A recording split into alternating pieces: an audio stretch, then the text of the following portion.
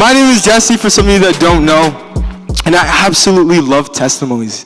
And even in Jeremy's testimony, isn't it so cool that God literally took him from one place to another in faith just by using his love? And I absolutely love the story that he gives us because it shows how God literally did a 180 in his life. And tonight we're actually going to be talking about what it means to be adopted into the family of God. And the Bible actually talks a lot about adoption. And there's actually an amazing story in the Bible that talks about adoption. It's actually in the story of Moses. So for some of you and don't know who Moses is, he's actually this spiritual guy. He's very wise, okay? And he's an amazing figure in the Bible. And this story is actually found in Exodus 2. So in Egypt, there's this massive Egyptian slavery, and this lasted about 400 years. And actually Moses, he didn't have this name at the time, but he was born at that era. He was born when there was a massive slavery, and it was ruled by this guy who was a pharaoh. And if you don't know what a pharaoh is, it's basically a ruler that rules over Egypt. And he was afraid. He was so afraid that he was like, okay, if there's going to be too many Hebrew children born, then one day they're going to conquer Egypt and the slavery is going to be lost. And so this Pharaoh, maybe I'd relate him to Donald Trump, maybe not, but he wanted so much power, he wanted so much control that he actually told everyone, and he made a law that any Hebrew children to be born had to be killed in that instance. Okay, and so actually, coincidentally, there's this male Hebrew boy, right? And he's born by his mother.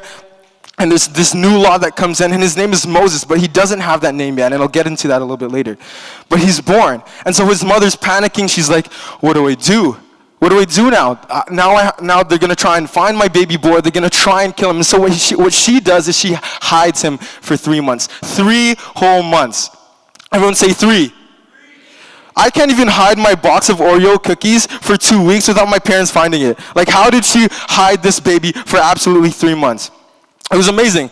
But she came to a point where she actually couldn't hide him anymore. And she set a basket. She got a basket from her house. She prepared with stuff in it, and she put the baby inside. This Hebrew baby, this 3-month-old, put it inside, and she set it out on the Nile River. And so this baby's just going around the Nile River. And at that time, this Pharaoh's daughter, the ruler of Egypt, again, you heard about him before, but his daughter was actually bathing in the same river at that same time.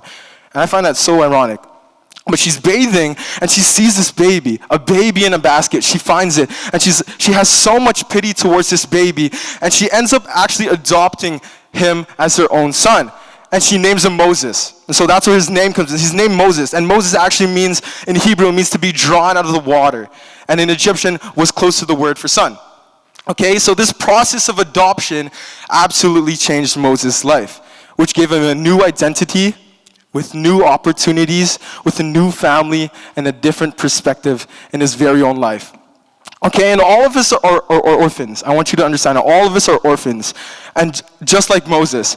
And God is so eager for us to come into his family. It says in Ephesians 1:5, it says, his unchanging plan has always been to adopt us into his family and bring us to himself through Christ, because this gave him great pleasure.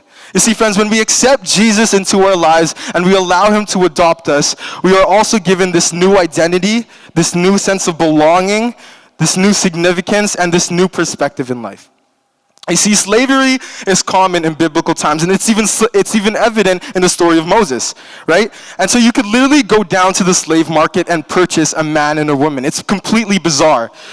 So here's the picture that is used in the word redeem, because the word redeem in Galatians 4:4 means to be bought out of a slave market. So here's what that looked like.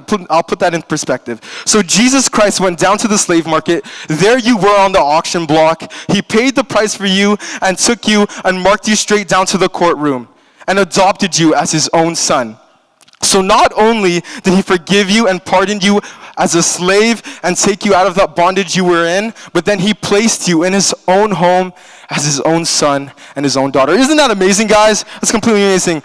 I can just stand in awe of that. That's completely amazing. But by adopting me, God is basically saying, don't just stand in awe of me. Don't just be amazed by it, but come close to me. And see, by adopting me, he's saying, I want relationship with you. I want to be with you. And just as Moses was drowned out of the water, God draws his people out of the water. God draws his people out of the water, aiding us of our troubles, our misery, and our shame, and putting us in a better perspective in life. Thank you.